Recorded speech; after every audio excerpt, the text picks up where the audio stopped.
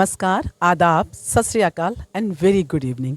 मैं रजनी बजाज आपको ले चलती हूँ चंडीगढ़ में सुरताल उत्सव की ओर, जहाँ पर 2 दिवसीय सुरताल उत्सव था और कल की प्रस्तुति आप सबके पास पहुँच चुकी है। आज की प्रस्तुति के लिए मैं जिनसे आपको मिलवाने जा रही हूँ वो किसी परिचय के मोहताज नहीं हैं। उनका नाम है चेतन जोशी जी, जो अपने आप में एक हस्ती हैं, एक नाम है और बांसुरी वादक हैं। और ना केवल हिंदुस्तान में उन्होंने अंतर्राष्ट्रीय स्तर पर बहुत कार्यक्रम करे हैं और इनकी एक विशेष पद्धति है जो इन्होंने खुद अपने आप बनाई है। तो मैं उनके बारे में इन्हीं से जानना चाहूँगी जिसके लिए इन्हें जाना जाता है।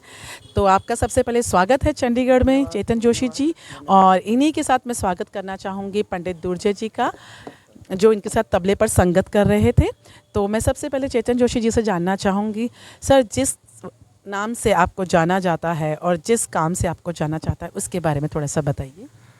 देखिए, वैसे तो मैं बांसुरी का विद्यार्थी हूँ और आजीवन विद्यार्थी रहूँगा। पता नहीं कितने जन्मों तक विद्यार्थी रहना है ये मैं नहीं जानता।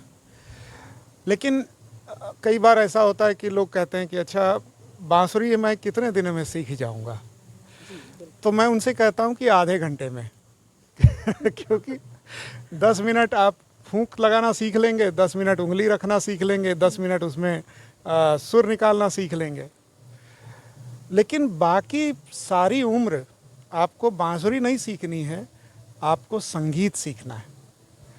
हम संगीत के विद्यार्थी हैं, बांसुरी हमारा माध्यम है, मीडियम है। तो संगीत हमारे अंदर ग्रो करता है, ये प्रकृति ने दिया है हमको, नेचर से आया है संगीत, और उसी नेचर के संगीत के हम आराधक हैं, उसी से हम सीखते हैं, उसी को करते हैं, उसी की आराधना करते हैं। मैं बहुत अपने आप को भाग्यशाली समझता हूँ कि मैं बांसुरी के माध्यम से संगीत करता हूँ, क्योंकि मुझको लगता है कि ये सबसे नेचुरल इंस्ट्रूमेंट है, मोस्ट नेचुरल इंस्ट्रूमेंट, और साथ ही साथ ये मोस्ट एंशियंट इंस्ट्रूमेंट भी है, सबसे प्राचीन इंस्ट्रूमेंट है। और तीसरी इसकी जो खासियत है वो और किसी वाद्य में नहीं है।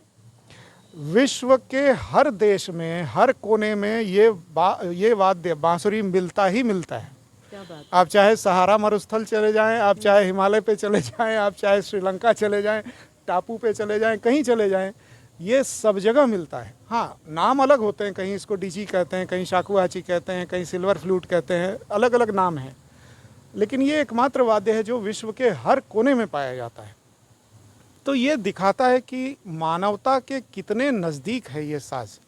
तो ये मेरा सौभाग्य है कि मैं बांसुरी का विद्यार्थी हूँ, और बाकी लोग जिन चीज़ों के लिए जानते हैं वो शास्त्रीय संगीत का जो मेरा अपना एक तरीका है, जो ओवर द ईयर मैंने उसको थोड़ा डेवलप किया है।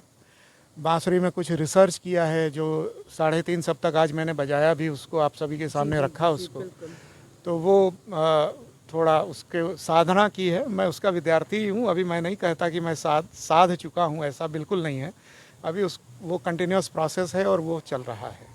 तो ये सर ये आपका बहुत बड़ापन है। कहते हैं ना, जो बड़े लोग होते हैं वो अक्सर कम शब्दों का इस्तेमाल करते हैं और अपने लिए कभी भी तारीफ में कुछ नहीं बोलते, लेकिन मैं as a spectator, as a दर्शक मैं कह सकती हूँ कि आज सचमुच ऐसा लगा जैसे आत्मा और परमात्मा का मिलन होता है ना। बांसुरी को हम बहुत सुनते हैं और जैसा कि आज तक देखा जा रहा है कि अब बहुत सूदिंग म्यूज़िक ढूंढा जाता है, योगा किया जाता है और इस तरह की म्यूज़िक पे, लेकिन आज चंडीगढ़ में हमें टैगोर थिएटर के अंदर जो लाइव देखने को मिला है सचमुच रूह को छू गया, जिसको कहते हैं आत्मा को छू गया है। इसके लिए मैं बहुत बहुत धन्यवाद करती हूँ।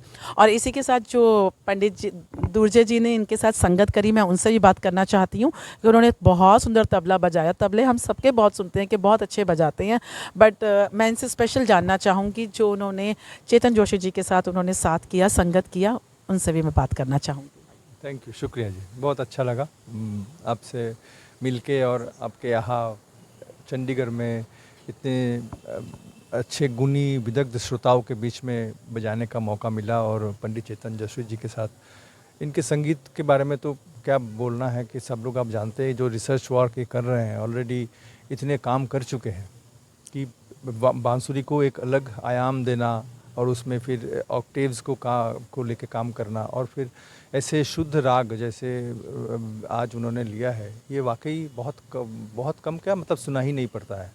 ये राग यूजुअली सब गाने वाले गाते हैं, लेकिन इंस्ट्रूमेंट में मतलब बांसुरी में तो मैंने सुना नहीं कभी। मैं आपके बारे में भी जानना चाहूँगी कि आप कितने वर्षों से साधना कर रहे हैं, क्योंकि आप सब कला साधक हैं। मैं तो बस ये जानती हूँ कि संगीत हो, नृत्य हो, कोई भी कला हो, वो साधना ही होती है, और आप उस साधना में बहुत आगे तक जा चुके हैं। तो अपने बारे में बताइए। मैं अभी पंडित सुरेश तलवलकर जी से मतलब तालीम अभी चल रहा है, और ये ताउम्र चलता रहेगा। और मैं भी जैसे पंडित जी ने कहा है कि हम लोग स्टूडेंट बन के ही रहना चाहते हैं, उसी में ही आनंद है और लगातार रिसर्च वर्क चलता रहता है, और बस बचपन से चल रहा है और अभी चलेगा। आप दोनों के जो ये शब्द हैं ये बहुत ही अनमोल हैं हमारे दर्शकों के लिए, कि आप लोग ताउम्र एक स्टूडेंट बन के रहना चाहते हैं। और आजकल बच्चों में अगर ये चीज़ देखी जाए तो लगता है कोर्स पूरा हो गया, हम टीचर हो गए हैं। तो सचमुच ये आप जैसे कला प्रेमी, कला साधकों से ही सीखने को मिलता है कि कला एक साधना है और जो ताउम्र चलती है। और एज अ टीचर मैं भी इस चीज़ को बहुत महसूस करती हूँ जब बच्चों को सिखाती हूँ कि हमारे सीखने की भी कोई उम्र नहीं होती और सीखने का कोई अंत ही नहीं है। जितना हम सारी ज़िंदगी सीखते चले जाएंगे वो भी थोड़ा ही है। तो आप दोनों का बहुत बहुत धन्यवाद, आपने थोड़ा हमारे लिए समय निकाला और चंडीगढ़ में अपनी प्रस्तुति दी, और हमें ये सौभाग्य प्राप्त हुआ कि हम आपकी प्रस्तुति देख सके, उसका दर्शन कर सकें। तो हमारे कैमरे के पीछे हैं जसविंदर सिंह जी, जो कि हमारे यहाँ के कलाकारों को उभारने में और उनका प्रोत्साहन करने में सबसे आगे रहते हैं, और इसी की वजह से उन्होंने ये बाइट ली है और आप सब तक पहुँचाएंगे और बहुत जल्दी आप उन्हें देख पाएंगे मेरी पुकार और भद्रू प्रोडक्शंस पर। धन्यवाद। Thank you.